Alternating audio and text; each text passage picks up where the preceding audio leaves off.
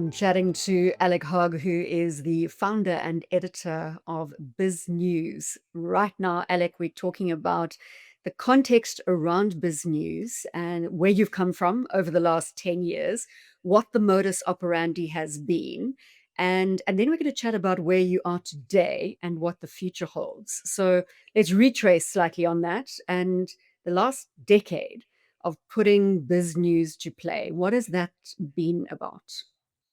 Thanks, Brian. I'm really excited that we able, as partners, we can talk about this because it is there's a bit of a fork in the road, I guess you could say, for BizNews, and we've got some quite exciting developments that are going to be coming through that we can also pick up with towards the end.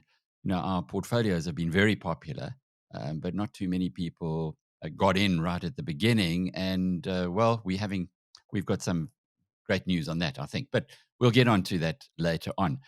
Yeah, it's amazing. I mean, you think back in 2013, December 2013, when BizNews. Sorry, it was in August 2013 when BizNews got going. So we are now talking about 12 years that we've been around, a dozen years, and it started as a dream.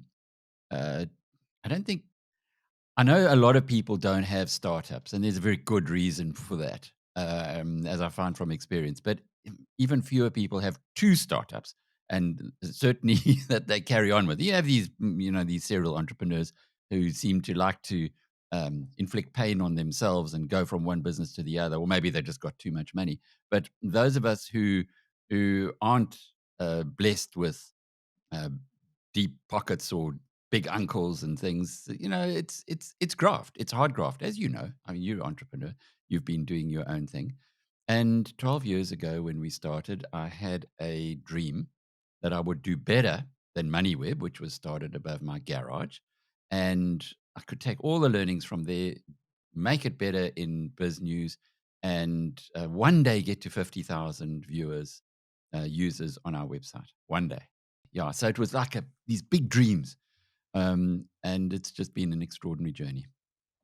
I want to delve a little into the business genre because there are obviously viewers, part of the BizNews tribe, and certainly the sentiment in boardrooms in South Africa is that BizNews has been more of a political play than a business play for the last 12 years. How do you respond to those thoughts?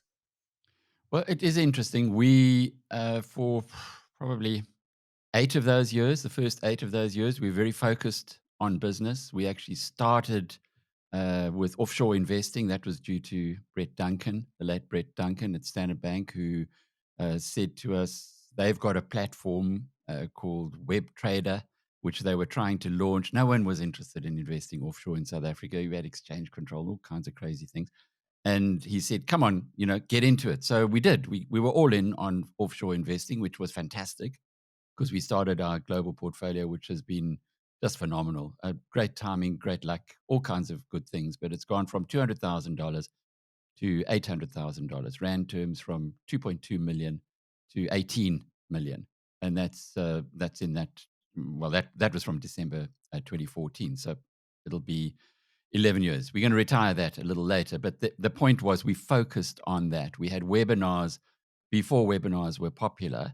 Of course, COVID changed everything for us, and suddenly this little business, because we were the same size as my old business and those kind of operations, this little business during COVID had the opportunity to start exploring outside of the traditional website area.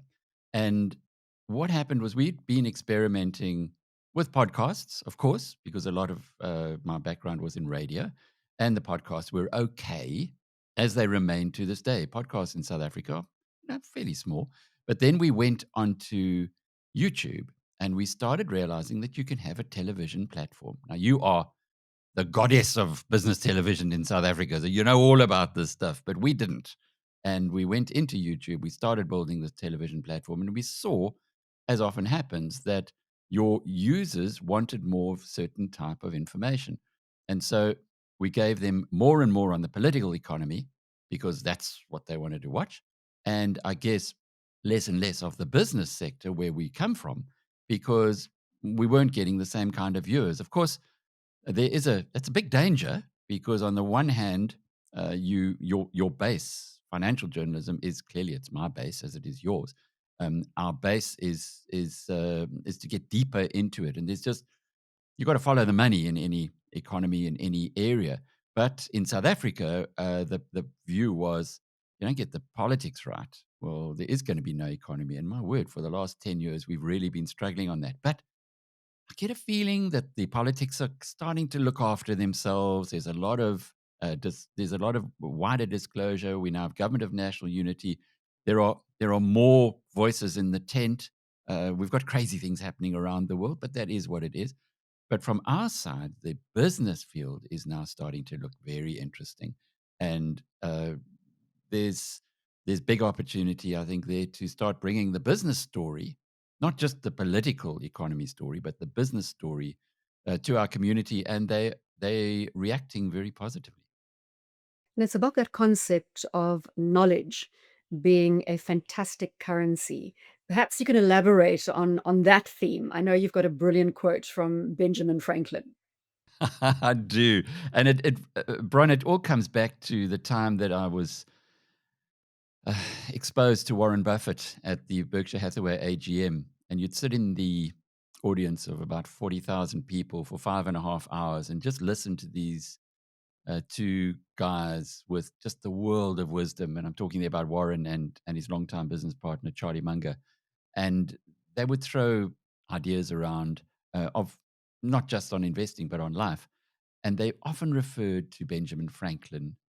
They also referred quite often to Cicero and Marcus Aurelius. And I'd never heard of these guys before. And of course, if it's good enough for Warren Buffett, as Yanni Munton would call him, the Obas van Omaha, well, it was definitely good enough for me. And a quote that I love, and I've actually just pulled it up here in my iPad: an investment in knowledge pays the best interest. An investment in knowledge pays the best interest. And I think that for those of us who have been blessed to operate in this field, the field that I operate in, where you every day you are engaging with people who have knowledge, who have a depth of knowledge that has been built over a lifetime of reading, watching, thinking. That has got to be the biggest privilege because where we are, the work that you and I do, is that we take that knowledge of others and we pass it on to those we serve. But by doing that, it also builds our own knowledge base because you have to know a little bit more about the subject that you're talking about than if you're interviewing a politician with great respect. Most politicians will, well, they'll just listen to what the public opinion is, and they will guide it accordingly. Nowadays, particularly, the politicians aren't really standing up for what their principles might be, with a number of very, very obvious exceptions. And Helen Ziller kind of leads that pack. But around the world, it's a similar situation. And they have ideas, and they follow their ideas. And if their ideas are wrong, some of them double down, unfortunately, because that's not good. Some of them just swap ideas and they got a different set of principles and so on. But in business, you can't do that. In business, you cannot just go off and say, "Yeah, oh, sorry, we made a profit," when actually the numbers in your income statement and your balance sheet show that you didn't make a profit. You might have had a bit of creative accounting or so on. So I love that the rigor of business and the discipline of business and the knowledge that comes with understanding that.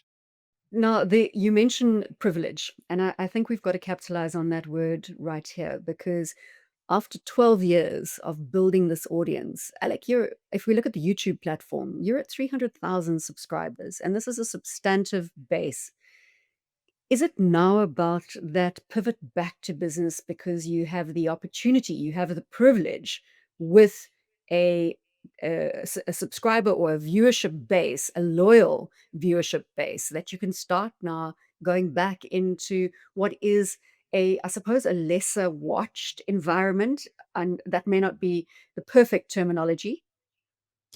I think so, Bron. We've got our our base where we started from. What I did at MoneyWeb was a website, and we're getting a few 100,000, 400,000, depending on the month, people who come in and they read our stories. The core audience there is probably about 150,000 people who and they've been getting their business information there and from elsewhere.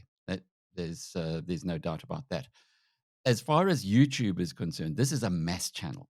Now, having I'm a South African. This is my home. This is where I've been.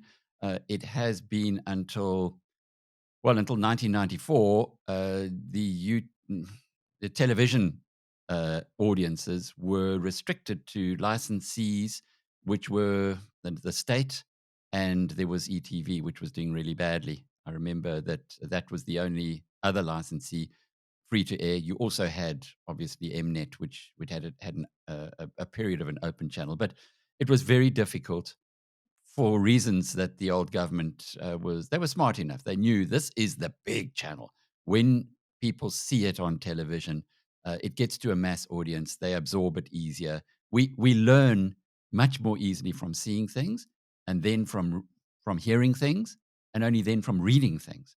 And it's the same within the media environment as well. So here we are. We've now got our TV channel, and it is a TV channel. We have more than 1 million people a month. In a bad month, 850,000 individual users who go on to the BizNews YouTube channel and consume the videos. On average, between 4 and 5 each, and on average, just under 10 minutes per view.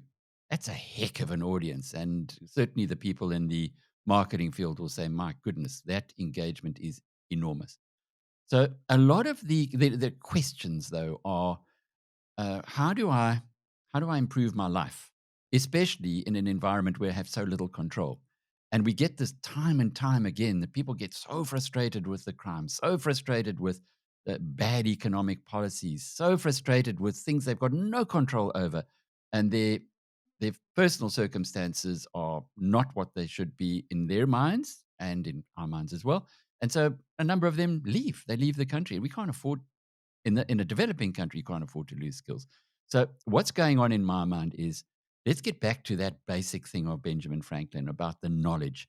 Let's start giving people more and more knowledge, not just about what's going on in the political sphere. And there are gazillions of people who are playing in that area, but let's give them knowledge of stuff that we know. And here I'm talking about we, that's you and I. We've spent a career in this field. We have worked really hard at understanding. I wouldn't really call it work, but it's been part of our passion to get to know business better. And I know how to read a balance sheet. I mean, heavens, I've listed a company. I know what an income statement looks like. I have that advantage. So when I'm talking with people who are running businesses, I kind of have an insight which most of our users haven't had the benefit of sitting in those boardrooms and understanding what it's like to be boxing with your auditors, etc. But I know what these guys go through, and I also know where they might be hiding stuff. So now I want to bring that, and I want to bring that into more and more into the public domain, into a way that we can all understand and participate in empowering our own lives and our own future and our own decisions by actually knowing more. We say that you can see it behind you. It says, get context, know more. That's what BizNews is about. But let's get context, know more about things that can help you to make a difference in your own life. So hence this pivot away from being the political economy specialists. And thank you very much. We're not going to leave that market leading position. We're going to continue there, but to also now start investing more for our audience, for those we serve, by giving them information that they won't get elsewhere, and that will enable them to join the dots in a way that can enhance their own lives. Also want to talk a little bit about Biz News Briefing, where we really started Hmm. experimenting. And I know you and I have shared a number of stories where, Alec, we tried live up front. We had some technical issues. I know Kevin Lings came into my one show upside down. So we've walked, I mean, this is from August last Mm. year. It's a Mhm. year later. Wow. We have a platform, Biz News Briefing, which happens on a daily basis, Monday through to Thursday. And we've accumulated a very strong audience in that space. I mean, I think what are we hitting? About 1 million viewers on a monthly basis? views. We have BizNews Briefing has 1 million views a month, and that's in a kind of a normal month, good month, 1.3, ordinary month, 800,000 views. That's about a it's about a quarter of our total views on the platform. So it shows, yeah, the embarrassing moments, the stresses, the the Clay Christensen. I know you went to Harvard, so that kind of Clay Christensen was at Harvard University. He was the guy that wrote The Innovator's Dilemma. He talks about disruption, and he says, with disruption, just start, just do it. Bill Lynch said the same thing. Just bloody well do it, and we did. And my goodness, did we get the bumps? But today we got a pretty solid platform, and I think a fabulous product. And it's a long time, Alec, I suppose, just to share an anecdote for you. It's a long time since the days of Hot Stock on CNBC Africa, which was the only other platform that I ever really felt that people were watching because you could feel it on the ground. People would talk to you about the portfolio, etc. And of course, it was a fun show with Paul Turan at the time. Many, many years later, I'm feeling the same impact. If I am in the business lounge at OR Tembo, somebody will come up and go, "You're the lady that gives us that news on BizNews television." And I must say, there's a sense of pride that this really has, from the ground up, grown into a platform that people are consuming. And I often say to my husband, if you watch BizNews Briefing, you're going to get an update on both local and global context that you will be able to inform yourself if you are going into any boardroom, if you are going into any dinner conversation. You have elements of everything that is happening in South Africa and around the world. I just love that. I get the same thing. Oh, you that guy from BizNews. So it's like they're getting that we're there to serve. They're getting that we're passionate about what we do, and I think we care, and that comes through. And that's what people really appreciate. We don't get given a script and then just kind of blithely read off a script. It's Bronwyn Nielsen and I. We in it because we love it. We tap dance to work. We will always tap dance to work because we were lucky enough to find our calling in a way, and it keeps me connected with what's going on, because if you're producing twice a week, you look after the show, and twice a week I do, but it keeps your finger on the pulse, and I think that comes back to the whole idea of knowledge. If you are consuming or absorbing knowledge uh, because it's part of your daily ritual, well, it is the best investment you're ever going to make, because who knows when that knowledge is going to be needed. It compounds. As you know more, and you know more, you know more. So it's a little bit like why I'm besotted with The Economist, the Economist magazine in London, and one of the most exciting days of my life was when they agreed to allow us to republish their content, to give us a license. We're the only ones in Africa, and I didn't know they did that, but they do, and they like us, and I go to see them when I'm in London. We've got the FT, the Financial Times as well, another iconic brand. Also, we're the only ones in Africa who do that. So now you just think about it. If you're accumulating knowledge as a human being because you know it's the best investment you can make, well, why not tap into the best sources of knowledge? And that's what we're doing with the FT and the Economist, by curating that South African or African related information on it, and we putting that into our daily sharing with our community. So that's very exciting to me as well, Bron, that we've managed to almost upgrade ourselves on that side. It started off with the international stocks in the global portfolio, which was a sponsorship from Standard Bank. Thanks forever, Standard Bank, for that. Because had you not sponsored, I would probably still not know what the investment appeal of Palantir or Amazon, or those wonderful stocks that have done so well for our community have done. But it goes on. So the next set of quarterly results from Amazon, you actually understand them and you read them and you look out for them and so on. So it's very much that compounding effect that knowledge brings. So, Alec, from here back into the boardroom, Just a couple of the shows that we have been innovating in the last couple of days, the business show with Mm. different variations of the business show. I know you are yesterday, Cookie Koyman on Analyst's Corner, right? The guru of all banking, investment related stocks, or in financial related stocks in the South African and global space. Talk a little bit more about what people can expect from BizNews from this point going forward. Well, what we are doing is tapping into the best brains. If you like, um, rest in peace, Neil de Beer. You have left us with so much. Neil and Chris on a Sunday were must watch. They were almost institutions, that show, the Sunday show, for anybody interested in politics in South Africa. And the reason for that was that Neil had this encyclopedic knowledge and he shared it honestly and truthfully. Now, in the business field, there are similar people. There's on mining, for Mining Web, our international play, which we've also recently begun. Peter Major is the Neil de Beer of mining. Koki Koiman is the Neil de Beer of investments and financial stocks. Piet Viljoen is the Neil de Beer of South African Inc. stocks or South African investing, and so on. So we have a number of those people that we've known for a long time, people who've been at it a long time, who are honest, who are not there to try and generate a few extra rand into their unit trust because the marketing department says, "Hey, you slacking this month. We want more money from you." These are genuine, knowledgeable, wise, insightful people that we can learn from. And the point here is if you consider the Steve Jobs story, and I need to go back and read Walter Isaacson's biography on Steve Jobs again because it was just so brilliant.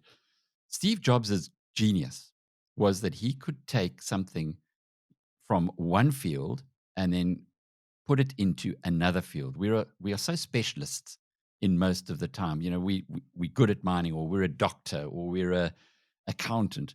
But what Steve Jobs did was he took art and design. If you recall, he was at university for all of 6 months.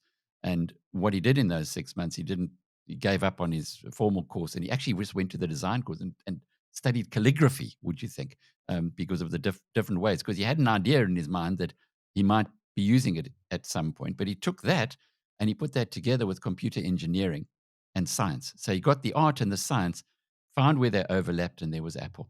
And Apple was a groundbreaker. And that's really what we're trying to do, trying to replicate here at BizNews, is to get the Koki Koiman who knows all about what's going on in financial services and the inside story. And it was lovely talking to him yesterday because he gave us an idea of, uh, why did Nedbank go and poach Quinn from ABSA, and then why did ABSA go and poach Fitler from Standard Bank? And what's it going to impact on those? And why are they bringing in their teams? And is Standard Bank now at the end of the pile? But of course, he says not. He says they got a very deep bench at Standard Bank. So he actually said the guys at Standard Bank might actually be quite not. Of course, they didn't want their colleagues to go, but they might be quite happy because they were a little bit like Liverpool, too many good players there. So and you get that understanding. Say, oh, okay, because he knows what's going on. He's been watching it for many, many years. And if you can pick that up, and then there's something that relates from the mining side, where you can see, you join the dots, you make the linkages, and then in industry, something going on here as well.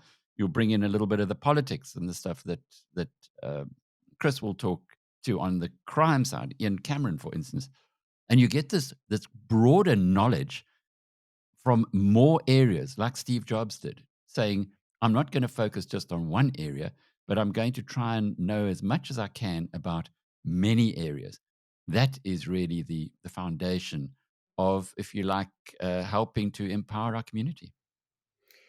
Now, there's another issue I want to tackle. You and I both spend time with the C suite on a regular basis, whether we're interviewing them or engaging them in conversation at your amazing Biz News conferences. That's something else we need to talk about is the eventing arm of Biz News, which is absolutely phenomenal. And the personalities that you are able to aggregate over those 2, 3 days in Hermanus on an annual basis, where you've got the two conferences, the border conference and the investment conference.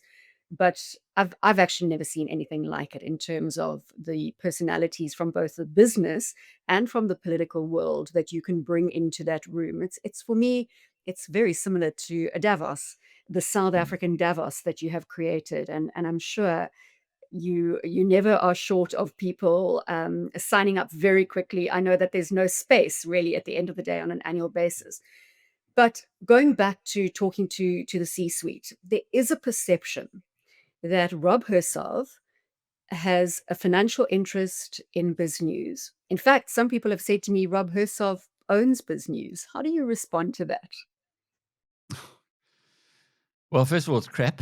It isn't true. Rob does not have 1 cent invested yet. In fact, he's never given us a cent, and we'd never accept a cent from him. Why? Uh, what what Rob is a very well intentioned person. He's very brave. He's very courageous, and he said things at a time that nobody else was prepared to say them. And we, as a nation, should be grateful to that. You need someone to break the logjam, and that's what he did at the BizNews conference 4 years ago. And if you think of what happened subsequent to that, at the time, there were so few people who were prepared to stick their head above the parapet for historic reasons. Paul Harris did it many years ago and got it chopped off, if you recall.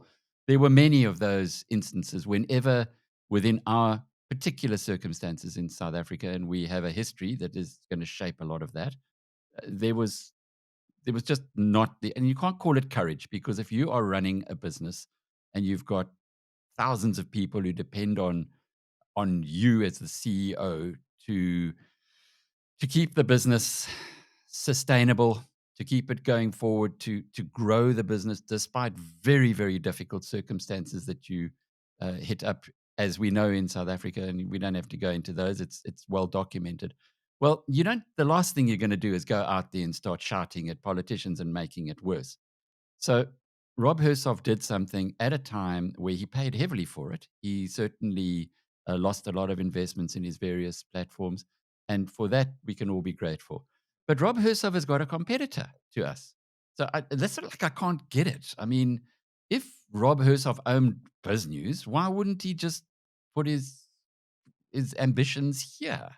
If Rob were paying me, I can tell you I wouldn't live as modestly as I do, because he's a very rich guy, a billionaire. Geez, I'd make him pay me a lot of money.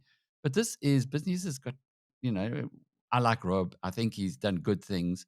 I wish him well in his media ventures. I don't agree with his politics. We are on different pages there, and we've said it often enough. He sees me as a liberal, and in his world, when you call someone a liberal, that's like a serious insult. In my world, of course, I feel like it's a thank you very much. I'm delighted to be someone who thinks that everyone should be given an opportunity and a chance, and the way to raise their own voice. But you know, if people weren't to if you think about it, uh, they say in Silicon Valley, first they laugh at you, then they ignore you, then they fear you. And if we are getting to the stage where this 12-year-old startup is now being so feared that certain people have to try and invent stories that we actually didn't work hard to get to where we are, and we didn't serve our community to build the audience that BizNews had, but actually we've been given handouts by people who've got lots of money to throw around, one presumes. Well, that's because they fear you. So in a way, I say, okay, that's lekker. That's fine. It shows they're not laughing at us anymore. They're certainly not ignoring us. So maybe they have to invent their own little stories so that they can tell each other in that toxic kind of area of their minds that this is all just a fluke. Bron, well, BizNews is not a we don't come here to we don't drive Ferraris. We certainly don't holiday in the Alps. Only go to the Alps for for Davos. Davos. But yeah, and it's work. Sure. don't we work when we go there? We learn a lot, and that's why we go there. We're building on knowledge again. But, you know, good luck to Rob and his business. Good luck to Franz Cronje and his business. These guys have started media companies in, if you like, competition with us. I don't see that. I honestly, I remember reading something of Simon Sinek wrote a long time ago called The Infinite Game. And in that, he said that businesses that look at competitors and try and treat business like you're in a football game or I suppose in our context, the rugby game, are missing the point. It's an infinite game in business. It's all about being sustainable over the long term. And you only do that by serving your community. So if our community starts contracting, if people stop signing up for premium, if people don't come to the conferences anymore, if people stop watching us on YouTube, if they stop reading our stories on biznews.com, if they stop listening to our podcasts on BizNews Radio, that's the time for me to get worried, because then we're doing something. It's not that we're doing something wrong. It's not that somebody else is stealing them from us. So with the best will in the world, I truly believe that the more voices that there are, the multiplicity of voices, the more information that is there, the more people will be able to appreciate the difference that we think we make through our experience and through our focus and through our dedication to a cause which is greater than we are, because we're really here to make South Africa great. And now some people are going to twist that into Donald Trump kind of thing, but it's not nothing to do with that. We want this country to flourish and thrive, and it can only do so if, like in the early days of America, you had the information providers like Benjamin Franklin, who were giving the messages that can uplift people truly. So, Alec, it's such a pleasure being part of this journey with you.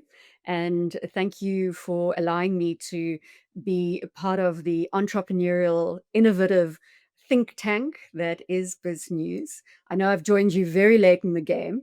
We've learned so many, as I said earlier, so many lessons on Biz News briefing, and that product is really strong and flourishing. And as you said, a partnership. And now my gut just tells me that everything is aligning, and I am so excited about the interviews that we've got lined up. I've got a number of great CEO interviews over September. I'm not going to say more about them now. I know you've got a lot up your sleeve. So I suppose it's really about to all our viewers and to the subscribers. It's about hold on to your hat, because this is a story that is now going into a different dimension. And that's a lovely segue into the little announcement that I wanted to that I referred to right in the beginning, and that is on the new portfolio that we're launching. It'll be on the beginning of October. It's called the Ricardo portfolio, and you can ask me in a moment why Ricardo. But the idea is that the original portfolio, the model portfolio that we launched, is now it's just so big that unless people had been in on it early, it really is irrelevant now. So we are retiring that. The Shift portfolio, which we launched 4 years ago as a 5-year project, started off because Shift, almost like what happened with Brett Duncan with the Web Trader portfolio, Shift were starting to offer shares in their platform, and so we thought it was a good idea to have an exponential portfolio for Shift. Month one, excellent. Month two, the market collapsed. So we we went from a portfolio with real money this time, because we put in BizNews money, our own some of our own resources, and we were down 50% in the first year. 50%. And I'm sure there were a lot of people on who had followed us in that portfolio said, "Oh damn, why are we following these fools?" But today it's doubled from where we started, and that's not even 4 years in. And the story really is, it's not timing in the market, because your timing couldn't have been worse. It's time in the market. And then the Ricardo portfolio, which kicks off at the beginning of next month, is going to be done through no sponsorship this time, by the way. But it's going to be done on EasyEquities. And the reason for that is that EasyEquities has a platform where you can put 10 Rand a month in if you want to, or 100 Rand a month, or 1,000 Rand a month. And I love that. We are going to be taking our company. We've set up a stockbroking account for a holding company, Aurelius Media, or Marcus Aurelius Media. And that 10,000 Rand a month will then be invested through EasyEquities in a proportionate basis because they have fractional shares there. And we would then invite our community to mirror that portfolio if they want to, or to take some of the investments that we're making there. But the critical thing here is it's a monthly. Now, the big problem, as you well know, in investing is when you put the money in, because the timing is nobody knows the timing. Look at that shift portfolio example. But here, they used to have a thing with unit trusts, which they call rand cost averaging, and it's the concept is the same. Every month you put a certain amount in, and if the stocks that you invested in fall, that means you buy more of that company. You'll get more shares for the same amount of money. And we want our community to participate on as much as they or as little as they can afford. But every month they will come along to the webinar. It's for premium members only. There has to be an exchange of value. So and also, I just felt if we did it free to air, you don't want to get into this pump and dump kind of scenario where people are waiting, and then we've seen it. I've seen it in the past where people were actually lining up to get the newsletter we were producing so that they can quickly go and buy the shares because they knew it would go up because there were so many people following it. We don't want that. We want a situation where we do have people with long-term intentions, long-term investments, and over the every month they'll come to the premium webinar, which we've held now for 11 years, and that webinar we update on the performance of the companies that are held in the portfolio and reiterate that story of it is time in the market, not trying to time it, and not trading, but finding the stocks that you can own forever. Alec, the future looks very, very bright, and I am privileged to be on this journey with you. Alec Hogg is the founder and editor of BizNews. Thank you, Brian.